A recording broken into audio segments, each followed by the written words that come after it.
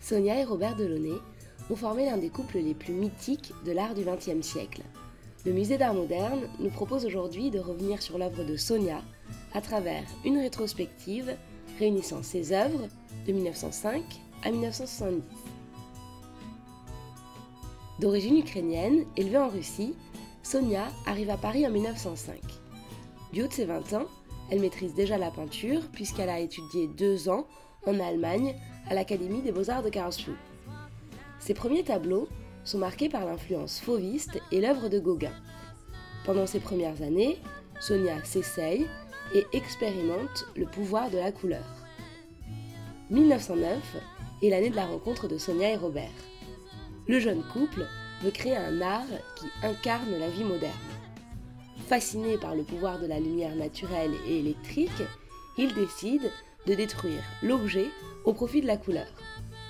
Le tableau Le Bal Bullier montre bien l'ambition de transcription du mouvement par les formes couleurs.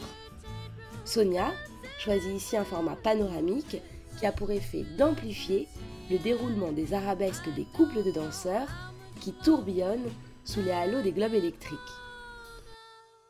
Le thème de la danse est un bon prétexte à la représentation du mouvement et il est emblématique du dynamisme de la vie moderne. Le Bal Bullier est un lieu important pour le couple, qui s'y rend jusqu'en 1914 tous les jeudis pour y danser le tango.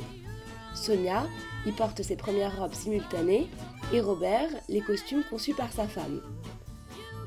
Le couple a vraiment cette ambition d'introduire l'art dans la vie courante sans faire de distinction entre art majeur et art mineur.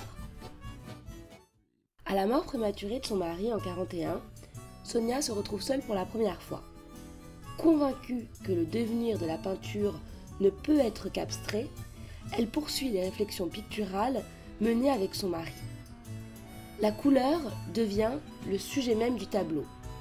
Comme à ses débuts, elle reste fidèle aux formes circulaires, mais sa palette de couleurs va s'assombrir avec le noir qui prend une place plus importante.